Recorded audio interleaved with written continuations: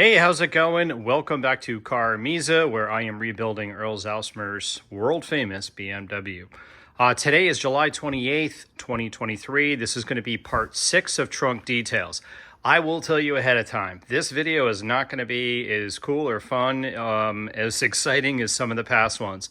The purpose of this video is for me to document and detail everything for my father. We are finally ready at this point. I am ready to pack up all this stuff, all the wood, the templates, the jigs, all that, and ship it out to my father. So I am going to give him this content for him to be able to go through and fully understand my explanations of what all this is, the jigs, and what to do with everything. So this might be one you want to skip, but you're welcome to watch it. My thought was that if I don't document this and then people say, hey, it was kind of following the story and it would have been cool to see what you told your dad. So here we go. Thanks again for watching. All right, Dad, here is what we have. The first thing I want to show you is approximately where this equipment will be on this piece of wood that we are building together. So this is going to be the view. If you were standing here looking in the trunk, the piece of wood is going to be in that area, as you have likely seen before. What I have done is on this plexiglass, which I'll explain in just a moment, I have laid out the big components so that I can get an idea what will be covered up. And then I'm going to show you in a minute where I'll take these plexiglass pieces and we'll move those over to the zebra wood.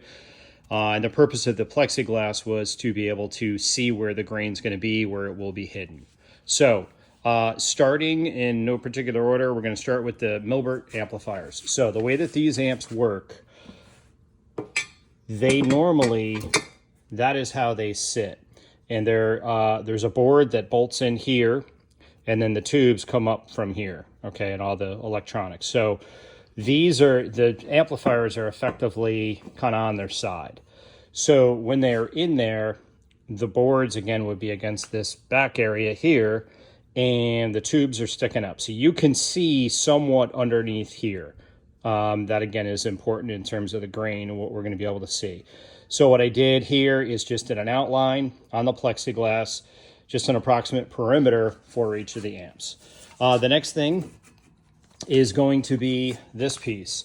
This is the base of the 845 display tube. So I got a big giant vacuum tube that basically mounts inside of here and sticks in front of the amps. It's important to note that this is basically going to cover up this entire area. So everything in this circle, all that grain pattern and all that will be hidden by this and the additional parts that go with it. Okay. The next thing is going to be the voltage gauge. You'll notice on the back of the piece of wood here, this I've cut through. This again, just to reiterate too, this piece of wood that you're seeing that's all numbered, this is my 3/4 inch template that I've built, mounted all these components to. This is not the piece I'm sending you. It's just my version on my side. This is the voltage gauge that will go inside of here. We'll talk more about the specifics of the holes in just a moment. Okay, so just again, the objective here is to give an idea where things go, just to orientation of the layout in case that becomes a question or an issue. This is a 110 volt power supply to power up the car, the system in the car if I want to plug it into the wall. So this, again, is going to cover up all of the grain in this section. Note that this is where the seam is. I'll transfer these to the zebra wood in just a moment.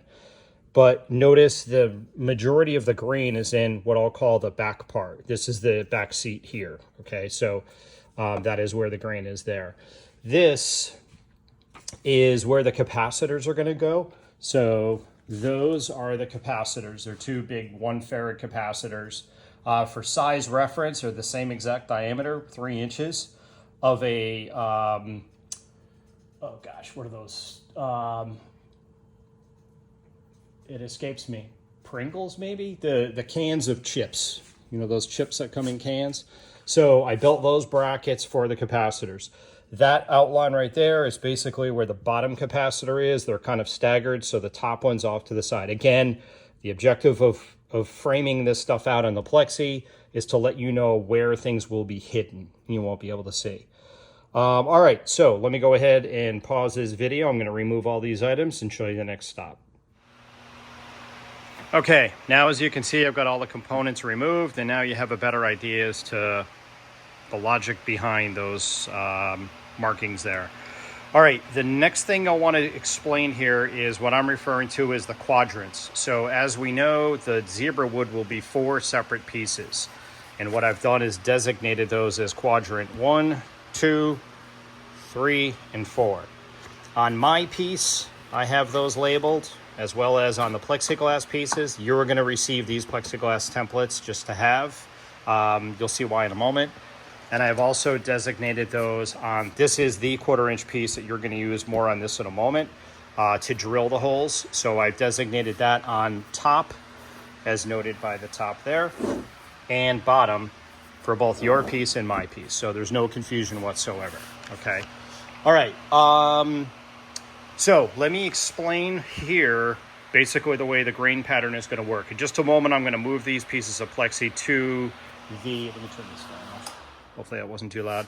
I'm going to move these pieces of plexi over to the zebra wood, but I want to show you here the orientation. We'll move it to the zebra wood and I'll show you there. So as you know, I had a piece of zebra wood that was resawn down the middle. Pretend it was standing up here. It was resawn down the middle. One side's going to go here. One side's going to go here. Where they butt together, and the grain's going to run this way, okay? They're going to book match this piece, book matches to this piece, and then this piece will book match to this piece. I realize that when they come together here, there's going to be some grain irregularity. That's okay, because if you look from the back of the trunk, the amplifiers are going to hide that seam. You really won't see it. And then if you look from the back seat area, if you notice, there is a ski hole where you will be able to see the rack through that hole. I might even eventually cut that entire back section out and do a full folding rear seat. If that is the case, you know, these components are going to kind of block your view to the seam. So the seam here is not, the fact that the grain's not going to line up and be perfectly symmetrical is totally fine. I'm not worried about that at all. Also, one thing I didn't mention earlier with regard to the components, I'm having a brass plaque made, which will talk about you doing the woodworking, and that's going to be mounted right here. It'll cover up. I'll attach that somehow where it's not permanent, a couple of brass screws or whatever. It's going to be like a small brass plate like you did on the clock, and that'll cover up that one hole there, okay? All right, that should be it for this section. And give me just a second here and we'll go on to the next section. All right, so on to this next section. What I'm going to do here is I'm going to remove these plastic templates. These are just thin plexi. Oh, one thing too, these do not line up dead nuts perfect. They actually weren't totally square when I bought them, and I assumed they were. That was my bad. All they are used for is a visual aid to define where the grain is going to be on the zebra wood to make sure that it looks correct. You'll see why when we go over here. So give me a second here. All right, let's talk about the zebra wood. So here is the wood. As we know, it has got one piece has got a really nasty twist in it. The other piece isn't too bad. It's cupped. I did take a straight edge and measured from the highest point on one end to the highest point on the other. With that straight edge, I measured the gap. And then from there, I also determined if that was the lowest spot in the board. And if not, I added the additional deviation. So for example, on this piece, which is the worst, from here to here, it was 1/4 inch. This is the worst one. So it's a 1/4 inch high in this corner, pretty much, right? But there's also a slight low spot here. I can feel that with my hand when they did the resaw. So that's another 1/16 of an inch. So we have about 5/16. It's pretty nasty here. But again, this particular piece of wood is about 0.9 inches, 0.85 to 0.9 inches thick. The bottom, for some reason, is not as bad, the deviation there. So bottom line, this is the worst piece, and I think if we were to take this and do that planer sled we were talking about with the wedges, I think, according to my calculation, if you were to mill this down and get it flat, it's going to be still almost 3/8 thick. So if we bring it down to a quarter, we get about 1/8 of an inch to play with. Okay, so that's what I wanted to show you there first. Give me a second here. I've got my notes.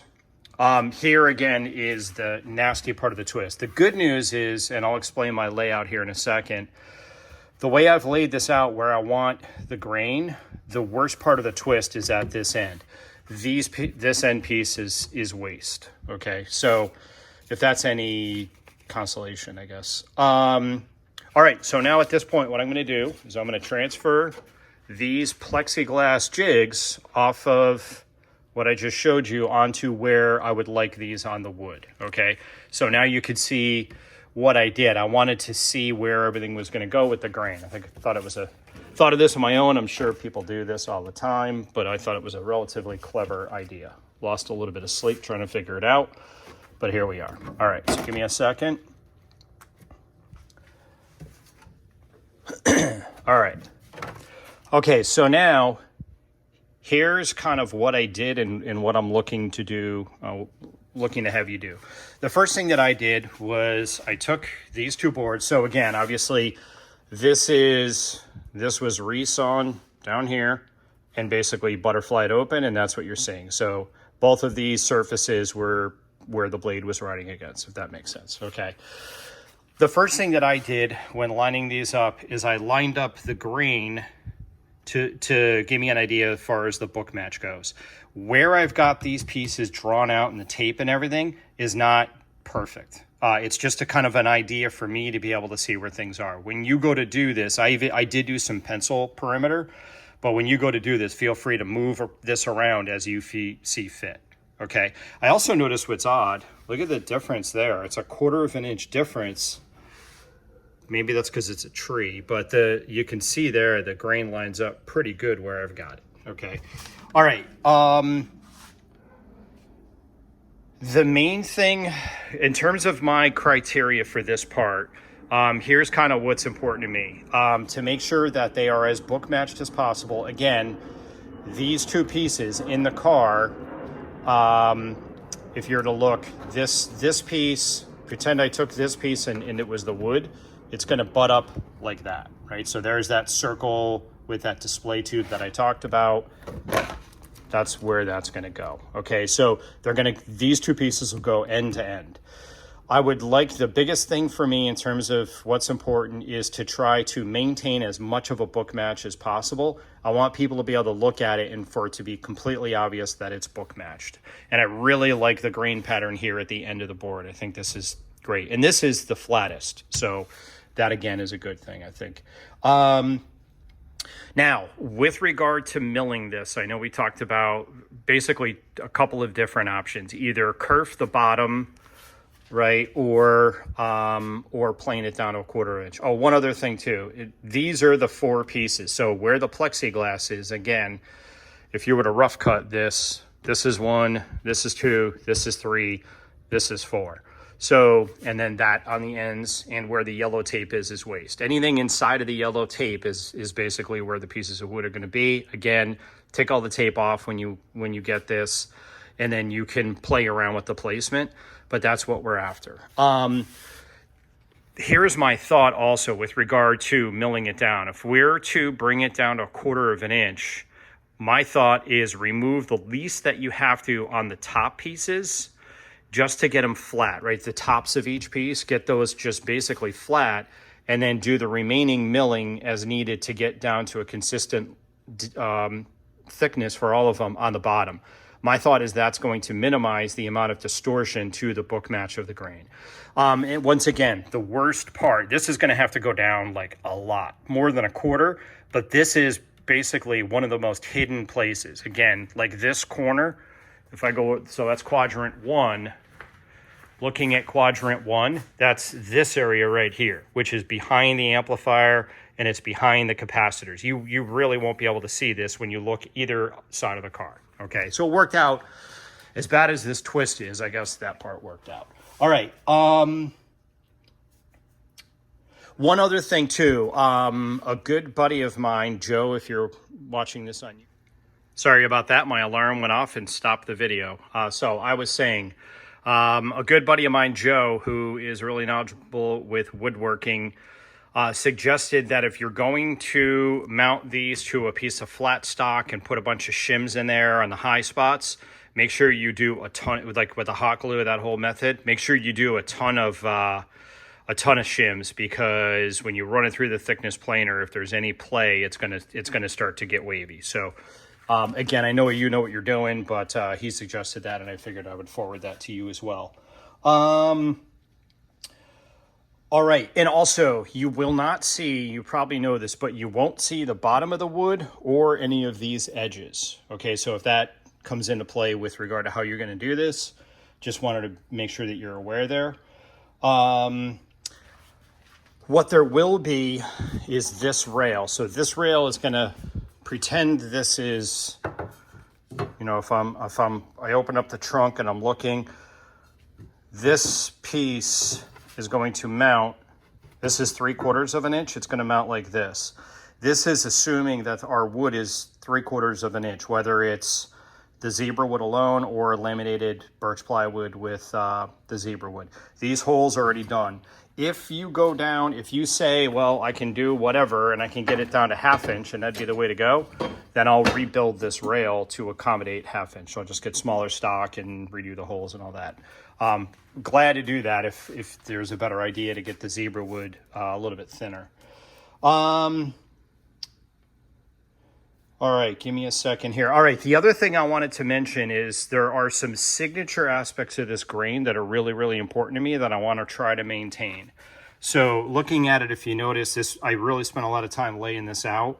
In terms of, again, feel free to play around with this if you need to. There are cracks in here at this end, but they stop about halfway through this tape. Tape is like close to 3.5, 4 inches. The cracks stop at 2 inches.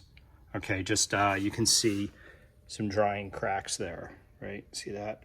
All right, so what's important as far as grain goes, I like this really heavy pattern here, and there's what I'm calling like signature marks within the grain. This little thing here, I really like that. If you notice, it's on both pieces. That'll be something that will allow a viewer to be able to identify and see that it is book matched. And that's just on the sides of the amplifier, so that's pretty cool. Also, if I end up doing a fold down rear seat especially, this little thing here is really cool. So I want to try to maintain those as much as possible. You will see on your one other thing here, when I send you this piece, use this as, obviously, this is going to be your reference, right? This is going to be what you're going to use to do the flush trim bit. From here to here is 9 3/4. From here to here is 10 3/4, I believe, approximately. Where this line is not hypercritical, but if you notice what I did is I straddled, these are all the holes. I made sure, at least on this horizontal line, there were no holes. And that I think is going to be important. There are going to be holes. There are 4 holes that will be down the center. I'll talk about those in just a moment. Okay. All right. Check my notes here. One thing too, and I'll let you know soon. I might end up rough cutting this off again, where the plexi is basically where the piece will be, for shipping purposes. That sled, we're going to talk about that big jig that I built. That's 48 inches by 24 inches. These are 55 inches long currently. So we'll see. I might end up cutting these, but I'd much rather just ship you everything and you determine what to cut. As far as the thickness goes, again, going back to this, the goal would be 3/4. But if you come up with something where you say this would be better and it's somewhere between 1/2 inch and 3/4, again, that's fine. Just reiterating that. All right, that should be it for this section. And give me a second here and I'll get prepped for the next section. All right, this next section is going to deal with the specifics of drilling the holes. So here's what we have. So I built this jig. Everything you see here, I will be sending to you. So this is the main jig that the wood sits into. A few things on this. If you notice, I did the sides are 2 pieces of 3/4 inch. Don't mind my crappy cuts. My table saw is a Fisher Price from Harbor Freight, and it's not great. So I'll blame the tool on the inaccuracies, not my own abilities. But it gets the job done for what we're looking to do here. These cleats are held in place with T-nuts on the bottom, and it's over-engineered with all the screws I have. My guess is that when you get this, you may have to make some adjustments to it. These are 1/4 bolts. The holes are 5/16, so there's plenty of play to be able to wiggle these around if you need. Right now, it is a real good tight fit. There is also a release hole. You'll notice this. Well, I don't want to show it to you because I got a bunch of junk on top. There's a big hole back on this piece of wood in this corner. So if you push something in and it won't come out, you can push it through that hole. Okay, that was the whole objective there. All right, so also be really, really careful with this plywood. I don't know if I don't deal much with plywood, but I got a couple of slivers that are still, I feel like they're down in my kidney. They're so deep, but be really careful with the slivers on this wood. They're pretty bad. All right.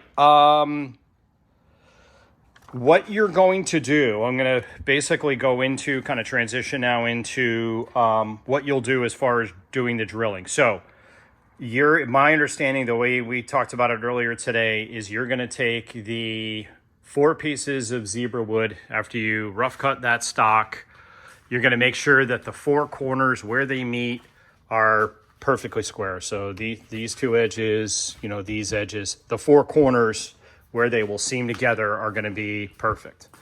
Then you're going to take those and you will glue those to the 1/2 inch base. Assuming, again, we're going to mill the zebra wood down to 1/4 inch and then do the 1/2 inch birch plywood. Once you do that, you'll then take this piece that I'm sending to you. This is your main template, 1/4 inch MDF. You'll double side tape this to that laminated combination of the zebra wood and plywood, flush trim bit the perimeter, so you're good to go. Then you'll take the wood, the zebra wood and the birch plywood, and drop it into here, into this jig. And that will line up, again, if you need to make adjustments, you can. This piece that I'm showing you here is the piece that I built, but I think this will be helpful as I explain the drill holes coming up in just a moment. Then what I'm thinking, and again, feel free to deviate if you've got a better idea. You take this 1/4 inch piece. Again, let's pretend the zebra wood's in the jig right now. You drop this in. Again, being mindful of top and top, although it should be symmetrical, so it shouldn't matter. Now you're able to, all of these holes on the top are 1/16 of an inch. And now you'll be able to drill through just to, I'm assuming maybe just with a hand drill as a pilot. Then take this off, take the zebra wood, plywood combination over to your drill press, and then continue the holes. So again, definitely feel free to make any modifications to that plan that you see fit. But I spent a lot of time thinking about this, and I think this is going to be the best way for you to replicate this. So give me a sec, give me just a minute here. I want to get my notes with regard to drilling the holes. All right, here we go with the next section. So what I'm going to do now is I'm looking at the Google Sheet that I shared with you. Very important to note that when you go to do this, please check the Google Sheet because there are some potential variables here. I might be switching out the speaker wire. The speaker wire right now, the holes for that, you're going to be doing 9/16, but I might go to a speaker wire that's just over 1 inch in diameter. So when you get to this point and you're going to drill the holes, just give me a call and I can let you know if anything that's changed. Also, I have some wire that I'm waiting on a delivery from a good buddy of mine, Craig, in Australia.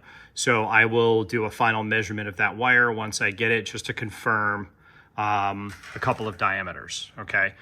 The purpose of this section is for me to just kind of explain these different groups of holes and some of the details and just show you on my piece, the 3/4 inch MDF that I built, just so that you 100% understand, just in case there's any issues. What I've done here with these holes is I've grouped these. I've numbered every hole on every one of these panels. So your 1/4 inch panel, top and bottom, all holes are numbered. My 3/4 inch panel, top and bottom, all holes are numbered. I group these by like holes. So in other words, as you'll see, we'll go through these. Hole number 1 through 8 are all the same hole. Here it's going to tell me what component it is for. This is mainly for me, but again, it'll show you. Next, I have through hole diameter. This would represent what is the diameter of the hole that will be drilled completely through the wood, because some of these are kind of multifaceted holes. If there is a countersink diameter, it'll be listed here. This would be, again, on the top of the piece. Countersink depth. Am I giving you the drill? There are 3 or 4 that I'm giving you. The 3 listed, and then I've also got a 9/16 Forstner, which I'm assuming you have, but if you have that, I won't bother sending it because yours is much better than mine, I'm sure. Next thing I have, you'll see I've got Mike's notes here, so you don't need to worry about this, but in case you're wondering, this is basically letting me know, is there a fastener involved in that specific group of holes? Next, the wire diameter, because a lot of these holes have wire. When I go to put the wire through the holes, most people, when they do these types of installs, use a big plastic grommet and you put the wire in and there's, you know, a 1/8 inch of slop there. The way I'm doing this is having you drill the holes precisely the exact diameter. In some cases, I might need to open those up very, very carefully with a round file, but my objective is to be able to put the wire through the hole in the zebra wood and have there be tension on it and have it be an absolute perfect fit. So I think it demonstrates precision. Do I have a wire sample? This again is for me. And now these 2 columns here will apply to you. This is going to be the underside underneath the board. Is there going to be a countersink involved? The only countersinks needed are for those bolts that utilize a T-nut.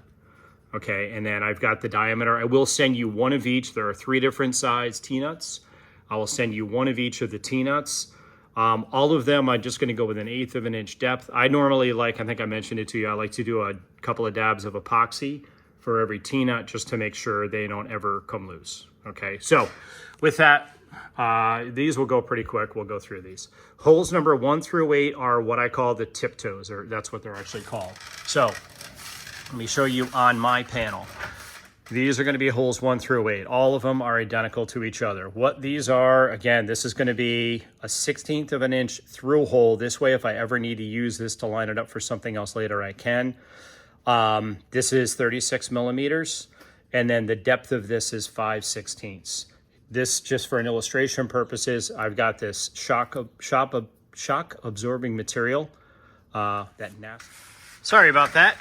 Gotta love Arizona. It's 25 after 7 at night, and it's 107 degrees, and my phone overheated. So that happens to us out here. So our little Arizona trick is you put your phone in the freezer for 15 minutes, cool it down, and you're good to go. All right, so continuing on. As I was saying, this is a little absorption pad. This is one of the tiptoes. This will sit in here. So this edge is going to be very, very critical. It'll be visible. The amplifiers sit on top of these. There are, you know, for holes 1 through 8, the 8 holes that mount the amplifier, it has those same mounts. So that is what those are. And again, I will supply the 36 millimeter drill for those. Holes 9 through 16, those are pretty simple. This is, again, they're going to be all the same. This is just a hole that is drilled through. That's 5/16 diameter, and it's got a T-nut on the bottom. So the T-nut, again, I'll give you a sample of the T-nut, and you're going to see the countersink diameter 7/8, and the depth is 1/8 inch in the sheet. Next is going to be holes 17 through 25. This would be a representation, hole number 17. These 2 are just a through hole. Diameter is listed. I won't mention all the diameters, a waste of time. This is going to have a T-nut, again, countersunk on the bottom, and I will give you a sample of the T-nut. Holes 26 and 27. These are going to be probably the trickiest holes in the whole thing. Here's what they will look like when all is said and done. There's a threaded insert that goes into each of these two holes, 26, 27. Don't worry about this. I was playing around with some lighting, didn't like where it was mounted, so I filled these holes. This, again, is just going to be on my piece. These are the holes that are in an angle. Okay, so I will send you a sample of the insert. I have the proper diameter listed on the sheet for this. That is at a 70-degree angle.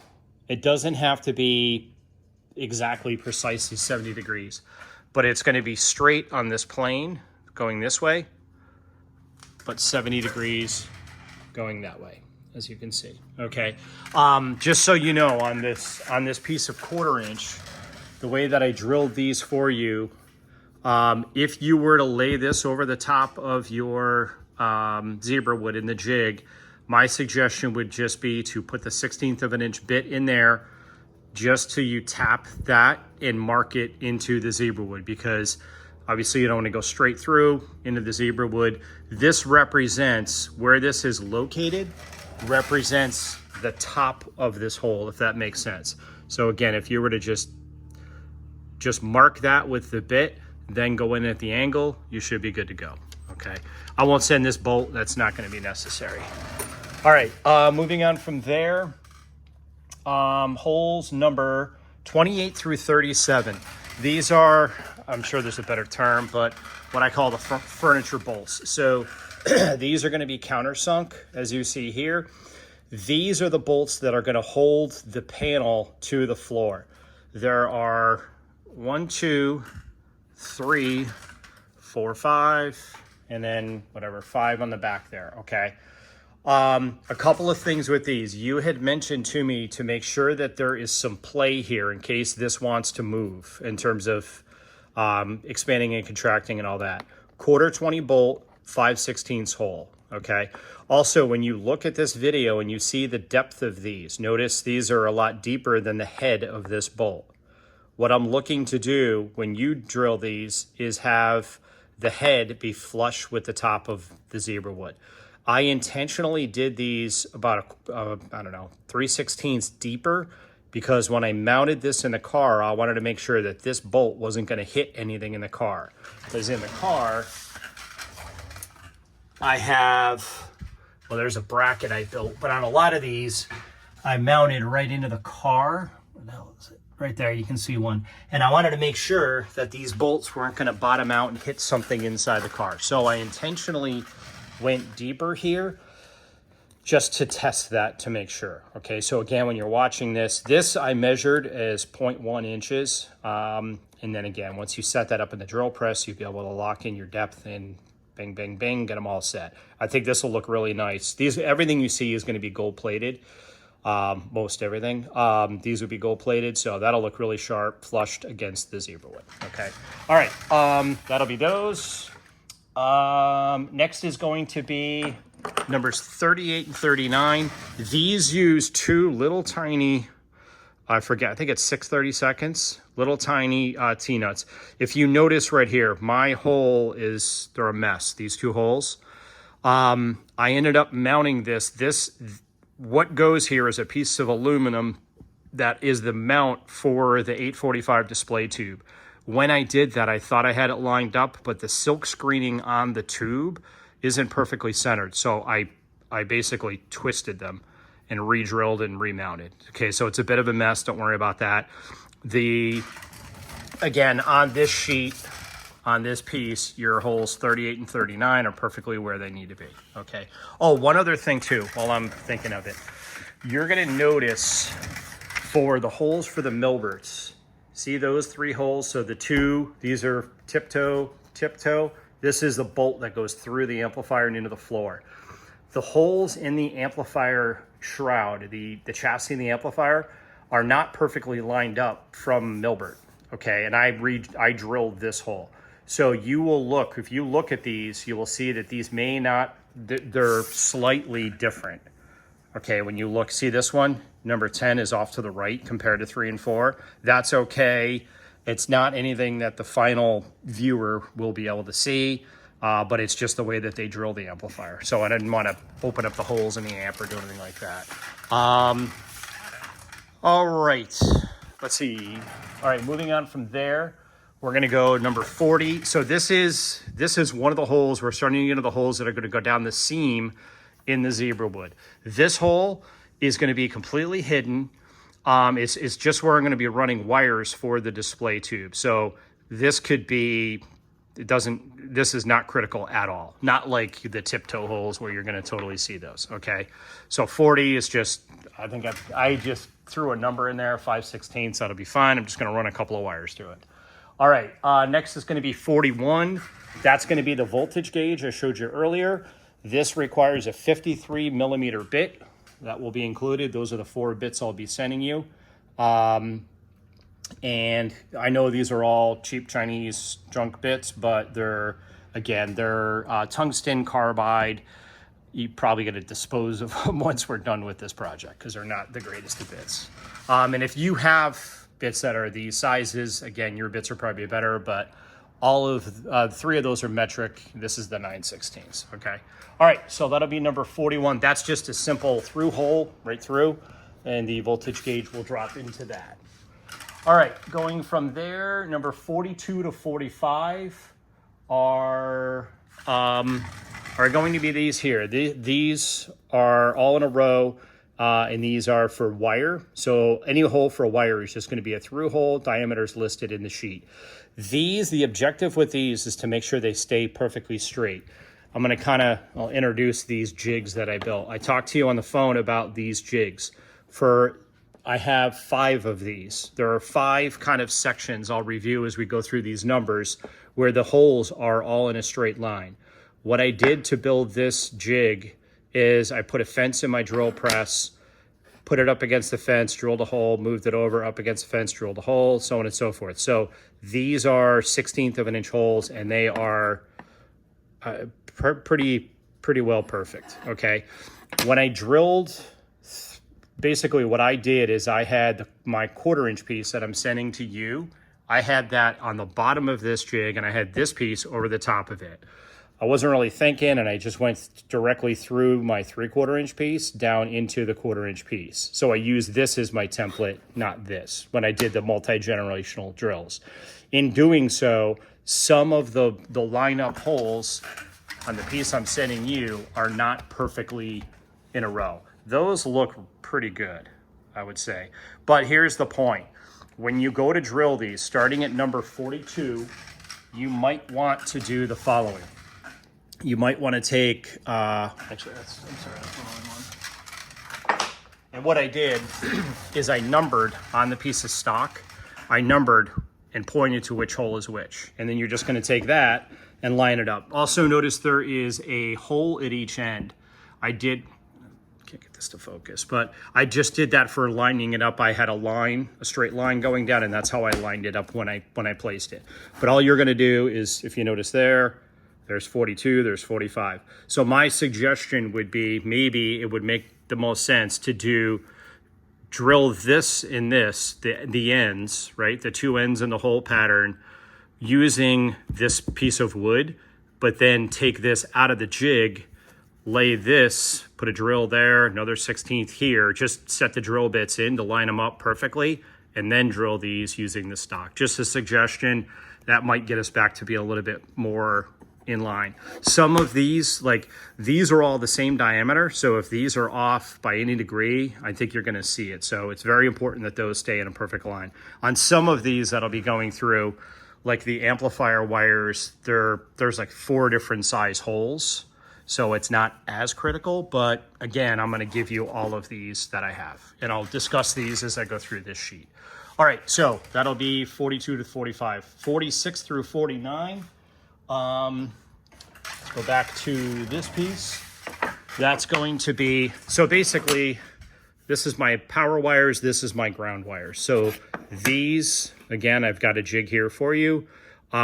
These, again, they're probably, you know, if I look on your piece, they're going to be really close, but if you see any deviation, you want to use this instead, it's there for you. Okay, so that's 46 through 49. Again, wire holes, so those are just going to be drill holes all the way through.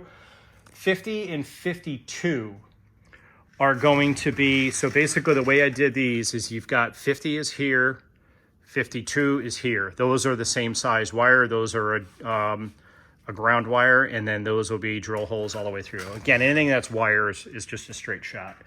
51 and 53, those are just the power wires, but again, there is a difference by less than a 16th, I think a 32nd, but you'll see all the drill hole designations in the sheet, okay? All right, 54 through 57 is speaker wires. So we have 54, you'll know where to find these, 55, 56, 57. Currently, I've got speaker wire that's just over a ½ inch. It's actually slightly bigger than 9/16. I'll give you a 9/16 Forstner bit and I'll sneak up on it. It might be a 32nd bigger than 9/16. And I also have to accommodate for the clear coat. When I clear coat this, I'm gonna go like bar top thick, and I think I'm gonna end up having to re-mill a lot of these holes just because I'm gonna have resin, polyester, whatever I'm gonna use, down inside the holes. So I could always make them bigger. I can't make them any smaller, right? One thing to consider, this one right here, 55, if we go ½ inch, this is like 5/16, okay, from the center of the hole to where the seam is gonna be. So if we go 9/16, the hole isn't gonna go into the seam. But if I go, I might be getting different speaker wire that's 1.1 inches in diameter. If that's the case, that'll kind of go over into this, which I guess with a Forstner bit, just going slow would be okay to do. Okay, but just something to be aware of. All right, moving from there, 58 to 61 is all the RCA cables going into the amplifiers. So, what did I say? 58 to 61. So 58, 59, 60, 61. Again, pretty simple through holes all the way through. Oh, on these for the amplifier. So these are all the wires for the amplifier. Okay, so here's 1 amp. Here's the other amp. On these also, they, again, on your piece, they might be slightly out of a line, right? Not perfectly centered. But again, here's what I got for you. So 54, line that up with hole 54. 55 is there, and that gives you everything in between. I have the holes drilled, okay? Same is true for these, for this amplifier. And this was all done the same method that I discussed earlier in the drill press with the fence. So these are perfect. Again, I should have used these when I did your piece. That would have taken care of it, but it is what it is. All right, where am I? 62 and 63 are just the remote turn-on wires. Those are just little 1/8 inch through holes all the way, pretty straightforward. 64 and 65 are going to be, each one is well, I think I'm gonna have you do, no, they're a slightly different diameter, which is a bummer. I'm working on getting different wire. I'm trying to source the exact model of wire that was in the car. And I'm having some challenges. So, what did I say, 66, 64, 65. So it's these two right here. These are labeled, but these could, let's see, which one could potentially change? 64 is currently ½ inch, 65 is 9/16. This one might go to 9/16. Again, before you drill all of these, I would ask that we just hook up and make sure that the sheet hasn't been updated. All right, next is gonna be, we're almost to the end here, 66. This is another wire hole. This is 4 gauge. This I am waiting on. The wire is coming from my buddy Craig in Australia, and I wanna do a test dry run for the hole size for that. Should be around 1760, or no, what will that be? I'll work on that. It might be a little over 1/4, but again, I'll work on that one. I'll let you know. It's marked as TBD in the sheet. 66 and 67 are, 66 and 67, I'm sorry, these two are going to be, no, my bad. 66 is one size, 67 will be another size. Again, those would be on the sheet, those are TBD. 68 is another just a ground wire for the inverter.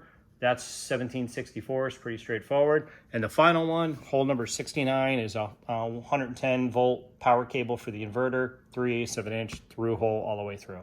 All right, that should hopefully provide enough detail on the actual drill holes. To reiterate, the metal jigs. So you've got one for that amplifier, you got one for that amplifier, you have this one for those holes, and you've also got, I didn't mention it a moment ago when I was reviewing these, but you've got this one for 60, for all these, right?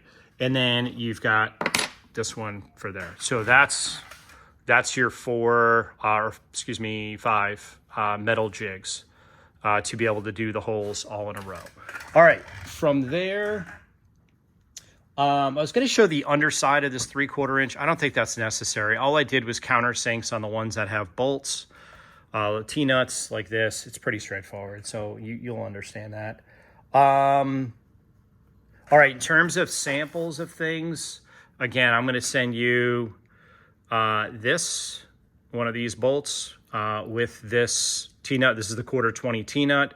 This is going to be for what I'm calling the furniture bolts. The T-nut, or actually, no, I'm sorry. So this is the furniture bolt that goes in here, these holes, right? The T-nut is the 1/4 T-nut that'll go into other holes. You'll see those listed on the sheet, such as like hole 14. Yeah. And like 12, these are all 1/4 inch T-nuts. Okay, so you'll have a sample, but I've already provided the diameter for the countersink on the bottom, and also all depths for all T-nuts is going to be an 1/8 inch. I'm also providing one of the inserts I'm going to use for, I might just get brass versions of these, but they're the exact same size. Those are going to be for these two here. And I'm also going to give you a T-nut for like hole number 17, for example, 17 through 25, whatever it was, use this T-nut. And then the two little tiny ones for the bracket that hold the big display tube are going to be, I think it's 6/32 is the diameter on that.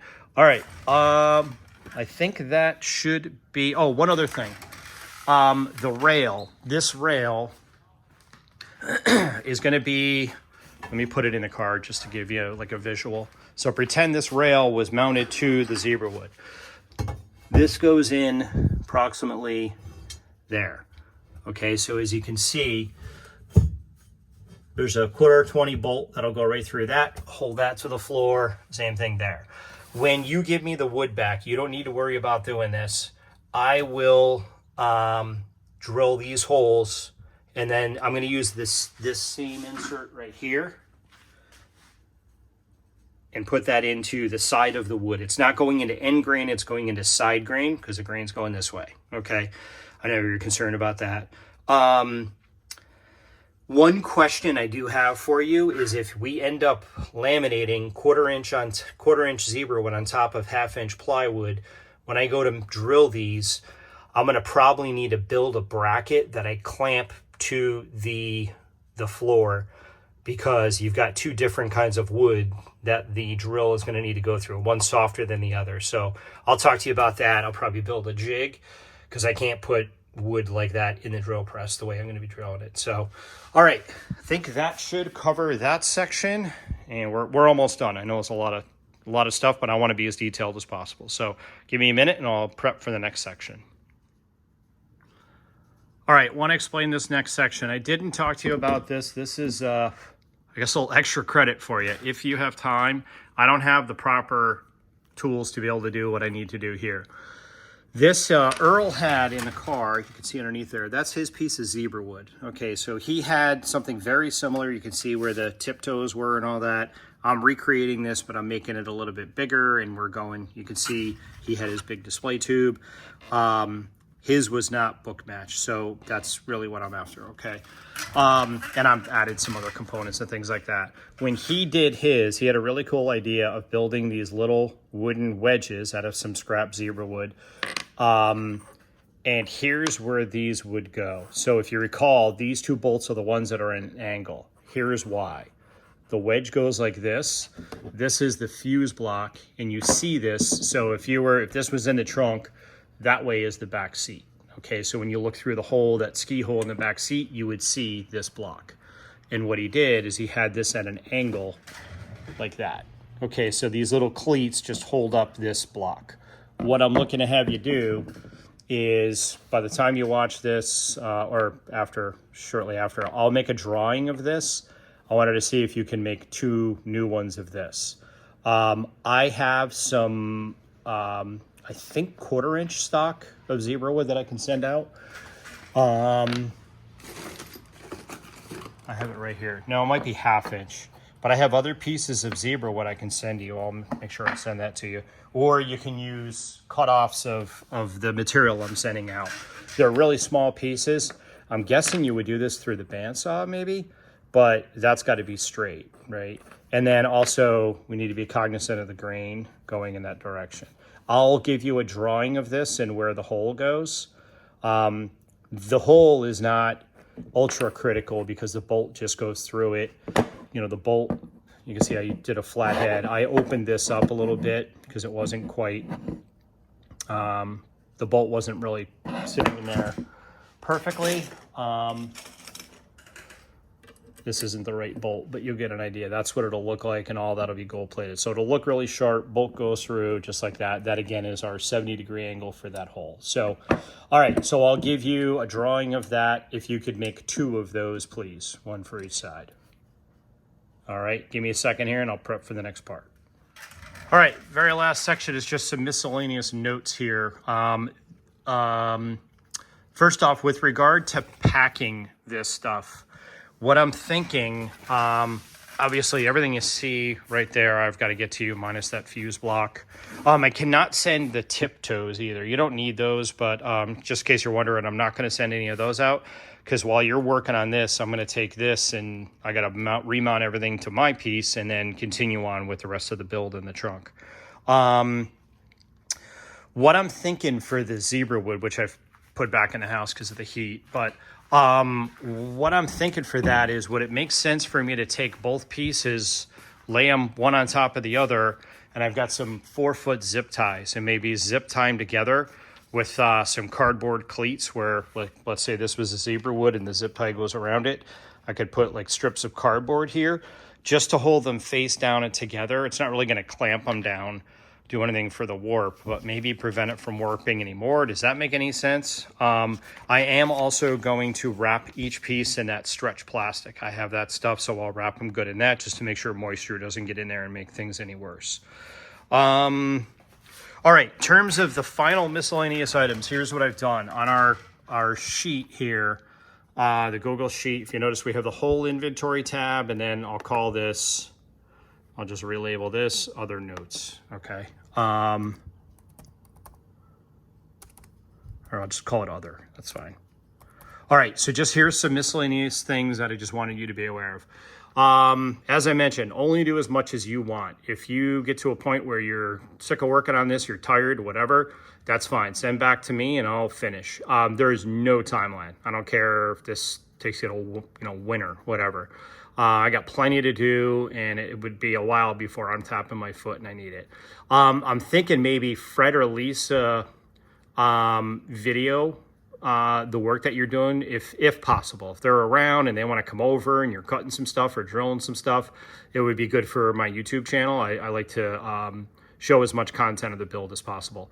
Also, if you can take maybe some video just with your phone or whatever and narrate it and kind of let people know what you're doing, that would be really helpful. I think that'd be super cool, just kind of explaining as you go.